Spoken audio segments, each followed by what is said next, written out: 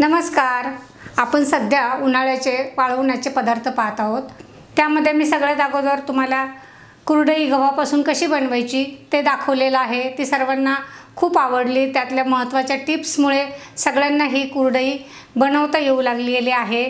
त्याचबरोबर मी तांदळाचे पापड टाकलेले आहेत, टोमॅटोचे पापड टाकलेले आहेत, सांडगे 4 प्रकारचे दाखवलेले आहेत, ज्वारीचे आणि मक्याच्या पिठाचे पापड कसे बनवायचे ते दाखवलेले आहेत. अजून आता आपल्याला अशा बरेच वाळवण्याचे पदार्थ पाहायचे आहेत. त्यामध्ये आज आपण सर्वांची आवडती उपवासाला चालणारी साबुदाणा आणि बटाट्याची चकली कशी बनवायची आणि पापडी कशी बनवायची ते मी तुम्हाला दाखवणार आहेत. तर त्याचे 2 प्रकार मी कशा बनवतात ते आता दाखवणार आहेत. चला आपण पाहूया पापडी आणि चकली कशी बनवायची ते.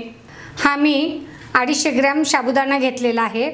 तो रात्री मी एक पाण्याने धुवून काढलेला आहे आणि थोडंसं वरती पाणी ठेवून हा रात्रभर भिजून दिलेला आहे. तुम्ही पाहू शकताय की साबुदाणा एकदम मोकळा झालेला आहे आणि चांगला भिजलेला आहे. आपल्याला या चकल्या करण्यासाठी साबुदाणा चांगला भिजलेला हवा आहे. हे पहा, असं याचं पीठ होतं आहे, म्हणजे असं हे चांगलं भिजलेलं असला म्हणजे चकली पण आपली चांगली होती. यासोबत मी अर्धा किलो हे उकडलेले बटाटे घेतलेले आहेत. ते बटाटे आता आपण किसून घेऊया. किसून घेतले म्हणजे त्याच्या गाठी पटकन मोडल्या जातात आणि आपल्याला चकली करायला सोपं जातं. तुमच्याकडे स्मॅशर असेल तुम्ही स्मॅशरनी पण हे बटाटे बारीक करून घेऊ शकता किंवा हाताने पण चांगले व्यवस्थित कुस्करून घेतले तरी चालतात. किसून झाल्यावर हा बटाटा परत हाताने व्यवस्थित मळून घ्यायचा आहे, एकजीव करून घ्यायचा आहे. म्हणजे कुठे जरी चुकून गाठ राहिली असेल तर ती मऊ होऊन जाते. आणि यामध्ये आपण आता हा साबुदाणा मिक्स करूया. आता हा साबुदाणा आणि बटाटा आपण व्यवस्थित मिक्स करून घेऊया. आता मी हे 2 अर्धे अर्धे भाग केलेले आहेत. आता मी तुम्हाला अगोदर एक प्रकार दाखवते. आता यामध्ये आपण गरजेनुसार हिरवी मिरची घालणार आहोत. आता तुम्हाला जर लाल मिरची घालायची असेल तर तुम्ही लाल मिरची चवीनुसार घालू शकता आणि फार तिखट पण बनवायचे नाहीत. अगदी थोडेसे आपल्याला एक चवीपुरती तिखट मिरची घालायची आहे. नाही घातली आणि फक्त नुसतं मीठ घातलं तरी हे कुरड्या खूप छान लागतात. उपवासाला चालणारं थोडं सैंधव मीठ घातलेलं आहे मी. आता हे चवीनुसार घालायचे, तुमचं किती प्रमाण आहे त्यानुसार. थोडंसं मी साधं मीठ घातलेलं आहे. तुम्हाला साधं मीठ नको असेल तर तुम्ही सैंधव मीठ घातलं तरी चालेल. आणि आपल्याला हे जिरे न चुरडताच घालायचेत, कारण आपल्या चकलीचा रंग छान राहावा म्हणून हे न चुरडताच मी जिरे यामध्ये घातलेले आहेत. तुम्ही उपवासाला जिरे खात असाल तर टाका, नसेल खात तर नका टाकू. आता हे सगळं आपण व्यवस्थित मिक्स करून घेऊया. यामध्ये कोणतंही पाणी वगैरे ॲड करायचं नाही आपल्याला. हे सगळं एकजीव केलं म्हणजे आपण हे टेस्ट करून पाहायचं थोडंसं. जर तुम्हाला मीठ वगैरे कमी वाटलं तर थोडंसं नंतर तुम्ही टाकू शकता. हे पीठ मी आता एकजीव करून घेतलेलं आहे.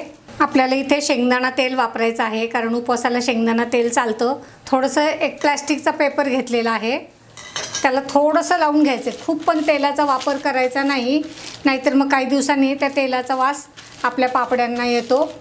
कोणतेही वाळवणाचे पदार्थ करताना एक लिमिटमध्येच थोडंसं तेल वापरायचं आहे. आता आपण ज्यांनी कुरडया शेव करतो तो साचा मी घेतलेला आहे, त्याला पण आतून थोडासा तेलाचा हात लावत आहे. या सोऱ्यामध्ये मी चकलीची प्लेट घातलेली आहे. आता तुमच्याकडे सोऱ्या नसेल तर तुम्ही प्लॅस्टिकच्या पिशवीमध्ये जरी घालून त्याला थोडंसं होल पाडून जरी केल्या तरी चालतात. अतिशय सोप्या आणि छान होतात. तुम्ही अवश्य करून पहा. याला मी पाण्याचा कुठेही हात लावलेला नाही आहे. या बॅटरमध्ये आपल्याला पाणी घालायचं नाही आहे, कारण बटाटे आणि साबुदाणा भिजलेले असतात, त्यामुळं त्याचं व्यवस्थित बाइंडिंग होतं. आणि हे प्रमाण जर तुम्ही असं घेतलं तर तुमच्या चकल्या छान होतात. आता आपण ह्या असे गोल गोल फिरवत त्याच्या चकल्या पाडून घ्यायच्या आहेत. या पद्धतीने चकल्या पाडायच्यात. आणि शिवाय तुम्ही जर असे लांब लांब जरी टाकले त्याचे तरी पण ते डब्यात वगैरे भरायला छान होतात आणि हे तुकडे तळायला पण आपल्याला चांगले जातात. तर तुम्ही अशा पद्धतीने सुद्धा हे लांब लांब ह्याच्या चकऱ्या पाडू शकता. हे छोटे छोटे असे उंडे बनवून घ्यायचे आहेत हवा असेल तर तुम्हाला थोडासा पाण्याचा किंवा तेलाचा हात तुम्ही लावू शकता आणि हे अशा पद्धतीने तुम्ही हे पापडी बनवू शकता।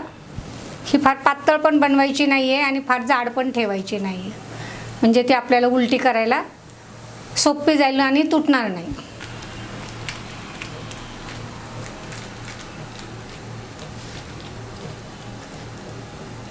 तुम्ही असं बोटाने आल्हादे गोल पण असं फिरून त्याला मोठं करू शकता। आता आपण दुसरा प्रकार पाहूया। मी गॅसवर एका पातेल्यात पाणी तापायला ठेवलेलं आहे। तुमच्याकडे प्रत्येकाकडे स्टीलची चाळणी पण असते तर ती घेऊ शकता तुम्ही। आणि याला मी तेलाचा हात लावलेला आहे। हे यावर आता पाण्याला उकळी येऊ द्या। आता मी हिरवी मिरची टाकलेली आहे, तुम्ही फक्त लाल मिरचीचे सुद्धा हे करू शकता। मी आता थोडीशी एक लाल मिरची पावडर घातलेली आहे। हे लाल मिरची पावडर आपण आता यामध्ये व्यवस्थित मिक्स करून घेऊया। याची लाल मिरचीची चव वेगळी लागते, हिरव्या मिरचीची चव वेगळी लागते, आपल्याला आवडीप्रमाणे आपण हे करू शकता। तसंच मी आता जे चकल्या दाखवल्यात अगोदर त्या पण तुम्ही लाल मिरचीच्या पण करू शकता। या पद्धतीने आपण असं हे उंडा तयार करून घ्यायचा गोल आणि पाण्याला उकळी आली की आता आपण यावर हे ठेवून घेऊ आणि एक 5 मिनिटं याला उकडून घेऊ। 5 ते 7 मिनिटं याला उकडून घ्यायचं आहे, म्हणजे आपला साबुदाणा त्यामध्ये शिजला जाईल। आपण वरनं एक असं झाकण ठेवूया। या स्टीलच्या चाळणीला तेलाचा हात लावून दुसऱ्या गॅसवर मी हा लाल मिरचीचा ढोकळा पण वाफवून घेणार आहे। आता आपला हा साबुदाणा चांगला शिजलेला आहे। मी गॅस बंद केलेला आहे। आता आपण हे सगळं बॅटर एका ताटामध्ये काढून घेऊया। आता मी मगाशी गडबडीमध्ये यामध्ये मीठ आणि जिरं घालायचं माझ्याकडनं राहून गेले, त्यामुळे मी आत्ता घालते। थोडंसं चवीनुसार आपल्याला यामध्ये मी सेंदो मीठ घातलेलं आहे, थोडंसं साधं मीठ घातलेलं आहे आणि थोडेसे जिरे घातलेले आहेत। बॅटर थोडं असल्यामुळे मी जिरे थोडेच घातलेले आहे। आता हा शिजल्यामुळे आता आपण अगोदर जे कच्च्या याचे केलेले आहेत कुरडया आणि ह्या पण ह्याच्यामध्ये पदार्थ तर सेम आहे, पण याची चव मात्र वेगळी वेगळी लागते। आता हे शिजल्यानंतर आपण थोडंसं असं स्मॅशरने किंवा रवीने तुम्ही हे साबुदाणा असा व्यवस्थित त्यामध्ये स्मॅश करून घ्यायचा आहे। जेवढं होईल तेवढं करून घ्यायचं आहे। आता या लाल मिरचीच्या बॅटरमध्ये पण मी थोडंसं हे सेंदो मीठ आणि साधं मीठ घालत आहे आणि थोडंसं जिरं घालत आहे। आता हे बॅटर आपल्याला थोडेसे थंड होऊ द्यायचे, आपल्याला नंतर याच्या चकल्या आणि पापड्या बनवायच्या आहेत। आता यावर पण मी एक पाट्यावरती प्लास्टिकचा पेपर घातलेला आहे आणि थोडंसं तेलाचा हात लावलेला आहे। आता सोऱ्याला तेलाचा हात लावून आपण पाण्याचा हात घेऊन थोडासा हे बॅटर यामध्ये भरूया। गरज असल्यास थोडंसं मध्ये आपल्याला हाताला जरी पाणी लावलं तरी मग त्या हाताला चिकटत नाही।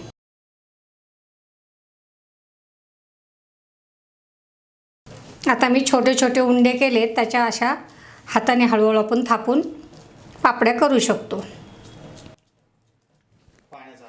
थोडासा पाण्याचा हात लावून घेते मी। फार पण पातळ बनवू नका, नाहीतर मग त्याचे नंतर तुकडे पडतात। ते पाहू शकता तुम्ही। असं वाटीला तेल लावून हे पण तुम्ही असे प्रेस करू शकता। आपल्या या दोन्ही प्रकारच्या चकल्या, स्टिक्स आणि पापड्या तयार करून झालेल्या आहेत। या मी 1 तासभर फॅनखाली वाळवणार आहे, नंतर त्या उन्हामध्ये वाळवणार आहे। तुम्हाला हवं असेल तर तुम्ही असं एखाद्या वाटीने असा गोल कट पण तुम्ही देऊ शकता, म्हणजे तुमची पापडी गोल होईल। हे आता मी उन्हात वाळायला घातलं आहे आणि यावर एक साडी मी झाकण घालत आहे, म्हणजे यामध्ये धूळ जाणार नाही आणि उडून जाणार नाहीत। सिंगल साडी मी वरून घातलेली आहे, वारं खूप सुटलेलं आहे, त्यामुळे हे व्यवस्थित काळजीपूर्वक झाकून ठेवायचे। साबुदाणा आणि बटाट्याच्या उपवासाच्या या चकल्या, पापड्या आणि स्टिक्स मी 3 दिवस कडक उन्हात वाळवून घेतलेले आहेत। तुम्ही पाहू शकता हे उकडलेल्या साबुदाण्याचे आहेत आणि हे भिजून कच्चाच साबुदाणा आपण वापरलेला आहे। तर याच्या सगळ्या आता मी छानपैकी तुम्हाला तळून दाखवणार आहे।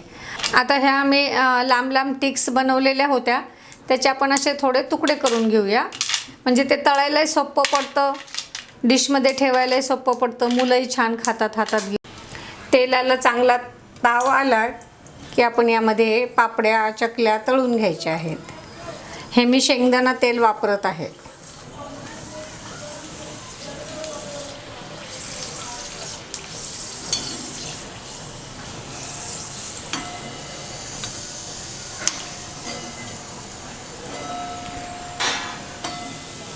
गरजेनुसार गॅस कमी जास्त करायचा आहे. तुम्ही पाहू शकता साबुदाणा पण फुलला आहे आणि बटाटा पण फुलला आहे. या दुसऱ्या प्रकारच्या पण हे तळून घेऊया. हे पहा साबुदाणा आणि बटाटा छानपैकी फुलला आहे.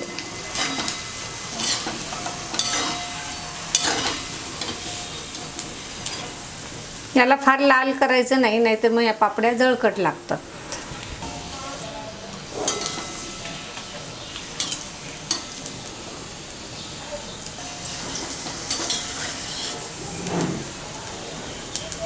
या उपासाच्या आपल्या चकल्या पापड्या तळून झालेल्या आहेत. मला आशा आहे तुम्हाला ही माझी रेसिपी नक्की आवडेल. तुम्ही नक्की करून पहा. माझ्या रेसिपीला लाईक करा. प्रतिभा फिरोदियाज किचन चॅनलला सबस्क्राईब करा. शेजारील बेल आयकॉन बटन दाबा, म्हणजे माझी येणारी रेसिपी तुम्हाला लवकर समजेल. आपणा सर्वांचे खूप खूप धन्यवाद.